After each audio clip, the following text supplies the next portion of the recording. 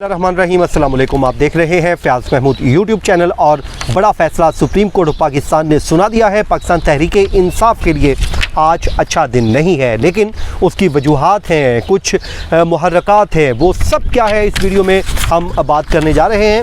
हालांकि election commission of Pakistan ने बड़ा एतराफ़ भी कर दिया था। बड़ा एतराफ़ ये किया था कि मुनज़्ज़म धांधली के कोई शवाहिद नहीं मिले।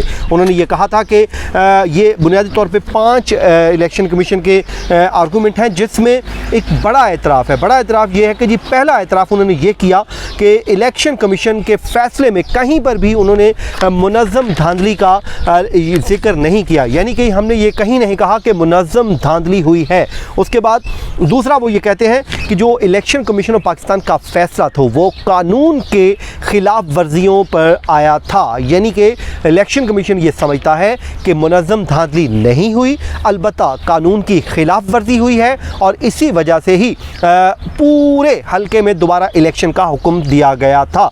उसके बाद जी तीसरा वो ये कहते हैं कि फायरिंग के जो वाक़यात हैं वो पूरे हल्के में हुए थे, ये इलेक्शन कमीशन ने कहा। लेकिन इस पर सुप्रीम कोर्ट ऑफ पाकिस्तान ने इलेक्शन कमीशन के किरदार पर भी कुछ सवालात उठाए हैं, वो भी हम इस वीडियो में आपके साथ शेयर करते हैं।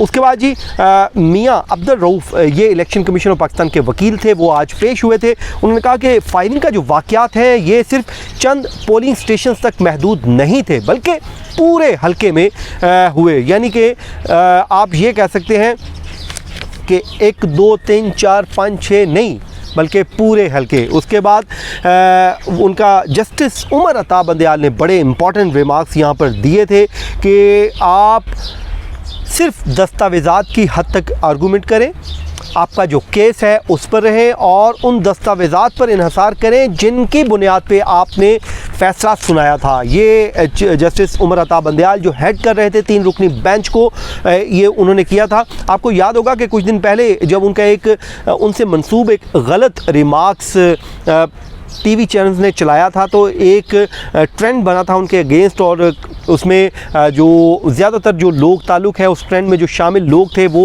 उनका ताल्लुक़ PMLN से था। लेकिन आज उन्होंने उनकी सरबराही में उसी बेंच ने अब फैसला सुना दिया है और वो मुस्लिम लीग नून के हक़ में फ़ैसला जा रहा है, और अब उस ट्रेंड का पता नहीं क्या होगा, वो देखने वाली बात होगी। उसके बाद जी DG लॉ इलेक्शन कमीशन ने कहा कि 25 जो पोलिंग स्टेशन हैं उन पे रेंजर्स मौजूद थी, रेंजर तैनात की गई थी, और लापता अफसरान के जो पोलिंग स्टेशन हैं, जो प्रिजाइडिंग अफसरान जो लापता हुए थे, वो उनके पोलिंग स्टेशन पर भी रेंजर तैनात थी। ये बड़ी इंपॉर्टेंट बात सामने आ रही है, DG लॉ कह रहे हैं। उसके बाद जी इलेक्शन कमीशन ऑफ पाकिस्तान के मुतालिक रिमार्क्स भी सामने आए हैं। ये मजमूई तौर पे 4-5 रिमार्क्स ऐसे हैं जो आपको 1 बाय 1 में शेयर कर देता हूँ कि चीफ जस्टिस उमर अता बंदयाल उन्होंने कहा कि इलेक्शन कमीशन ऑफ पाकिस्तान ने इंतज़ामिया को सुने बगैर ही फ़ैसला सुना दिया। इंतज़ामिया को सुनना चाहिए था लेकिन फ़ैसला सुना दिया। इससे अगले पे आप आएँ जी, वो उससे भी ज़्यादा इम्पॉर्टेंट है। उन्होंने कहा कि election commission of Pakistan Daska में मुनासिब इंतज़ामात करने में ही नाकाम रहा, यानी कि इंतज़ामात किए नहीं इलेक्शन कमीशन ऑफ पाकिस्तान ने, सज़ा मिल गई उम्मीदवारों को। ये वही बात है जिस तरह यूसुफ रज़ा गिलानी कहते फिर रहे हैं कि अगर गलत गाइड किया गया है तो उसमें मेरी गलती तो नहीं, मेरे वोट क्यों मुस्तरद कर दिए, तो ये वही बात होगी। उसके बाद जी पाकिस्तान तहरीक इंसाफ के वकील ने एक पॉइंट आउट बात की। उन्होंने कहा कि 24 फरवरी को एक बैन हल्फी आता है जिसमें कहा जाता है कि सारे हल्के में इंतखाबात दोबारा करवाए जाएँ, पूरा हल्के को ओपन किया जाए और दोबारा रीपोलिंग की जाए, जिस पर जस्टिस उमर अता बंदयाल का कहना था कि 24 फरवरी को ही बैन हल्फी आता है रीपोलिंग का, और 24 फरवरी को ही इलेक्शन कमीशन ऑफ पाकिस्तान फ़ैसला सुना देता है, जिस पर उन्होंने हैरानगी का इजहार किया। आगे जी इलेक्शन कमीशन का उन्होंने कहा काम है कि वो शफाफ और मुनसफाना इंतखाबात को यकीनी बनाता। ये इलेक्शन कमीशन ऑफ पाकिस्तान के किरदार पे सवालात उठाए जा रहे हैं, उनका जो कंडक्ट है उस पर सवालात उठाए गए। फिर उन्होंने कहा कि इलेक्शन कमीशन ऐसे फ़ैसले करे कि आइंदा कोई इंतखाबी अमले की साख को नुकसान ना पहुँचा सके या उनको नुकसान ना पहुँचा सके। पाकिस्तान तहरीक इंसाफ के वकील जी शहजाद शौकत पेश हुए थे, उनके जो आर्गूमेंट थे वो भी मैं आपके साथ शेयर कर देता हूँ, फिर मैं आपको बताऊँगा असल वजह क्या बनी, ये फ़ैसला इस तरह आया क्यों है। देखिए जी, उन्होंने कहा कि इलेक्शन कमीशन ऑफ पाकिस्तान ने हक़ाइक़ छुपाए हैं, उन्होंने एक तो इलेक्शन कमीशन ने गैर जानबदार होना चाहिए था, लेकिन उन्होंने वो होने के बजाय हक़ाइक़ छुपाए, ये एक उन्होंने आर्गूमेंट पेश किया। दूसरा उन्होंने कहा जी कि कराची में तो एक इंतखाब होता है जिसमें सिर्फ जो टर्न आउट है 11.92% होता है, वो कबूल है, लेकिन दस्का का जो 46.92% है वो काबिल कबूल नहीं साढ़े 8 से। ये एक उनका आर्गूमेंट था। फिर वो कहते हैं जी सिर्फ कम टर्न आउट को बुनियाद बनाकर दोबारा पोलिंग का हुक्म पहली बार सामने आया है, क्योंकि ऊपर आपको पता है वो पहले ही इलेक्शन कमीशन पाकिस्तान के वकील तो कह चुके कि मुनज़्ज़म धांधली तो असी ना किया है ना होती तो हम कहते हैं हम तो कानून की खिलाफ वर्जियों पे की है। तो यही बात पाकिस्तान तहरीक इंसाफ के वकील कह रहे हैं कि फिर आपने कम जो टर्न आउट है उसको बुनियाद बना के पहली बार ऐसा कोई फ़ैसला आया है कि दोबारा पोलिंग पे जा रहे हैं। फिर जी प्रिजाइडिंग अफसरान को लापता करने वाले जो अनासर हैं उनको सामने लाने का उनके वकील ने मुतालबा भी किया है। पाकिस्तान तहरीक इंसाफ ने कहा कि बिल्कुल उनको सामने आना चाहिए और अफसरान जो लापता हुए थे उनसे भी तहकीकात होना चाहिए थी, ये एक उनका पॉइंट था। फिर उन्होंने कहा कि अली असजद जो मलही हैं पाकिस्तान तहरीक इंसाफ के वकील, वो इलेक्शन जीत रहे थे, वो कामयाब हो रहे थे, लेकिन फरिश्ते प्रिजाइडिंग अफसरान को उठाकर ले गए।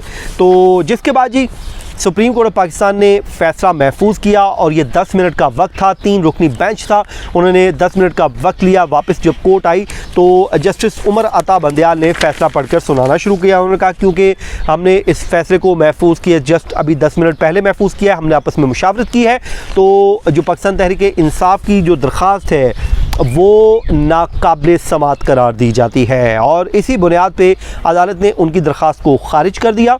और उसके बाद उन्होंने कहा कि जो इसकी डिटेल जजमेंट में तफसीलात बाद में जारी की जाएंगी कि क्यों इलेक्शन कमीशन ऑफ पाकिस्तान का फ़ैसला बरकरार रखा गया है। जिसके बाद उन्होंने वो फ़ैसला पढ़ के सुनाना शुरू किया। फिर उनका कहना था कि पूरे हलके में जो इलेक्शन कमीशन का फ़ैसला है वो बरकरार है, अब पूरे हलके में दोबारा इंतखाबात होंगे।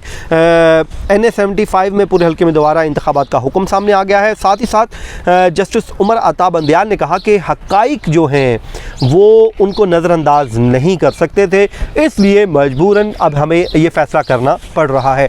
तो ये फ़ैसला सुना दिया गया, लेकिन अब आगे होगा क्या?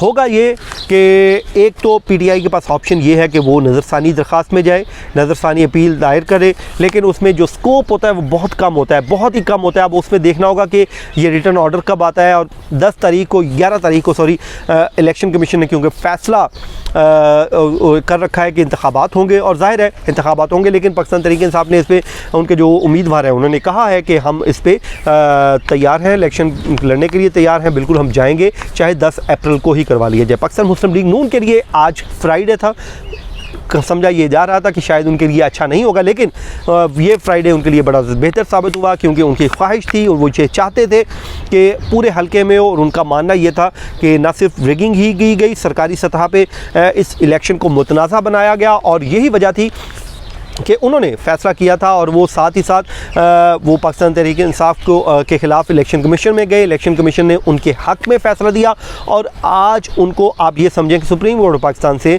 फ़तह हुई है, फ़तह की हो गई है। अब ये बात तय हो चुकी है कि पूरे हलके में ही इलेक्शन होना है और इलेक्शन कमीशन का जो फ़ैसला है वो इस हद तक तो दुरुस्त करार पाया है कि पूरे हलके में वोटिंग होनी चाहिए, लेकिन उसके जो सुकम होंगे उसमें जो जल्दबाजियाँ इलेक्शन कमीशन ने की हैं या जो भी किया है उस पे आने वाले दिनों में जो तफसीलात होंगी उसमें सूरत हाल क्लियर हो जाएगी। तो ये था जी आज का हमारा वीलॉग, आपको यकीनन पसंद आया होगा। तो मुझे दीजिए इजाज़त, अल्लाह हाफिज़।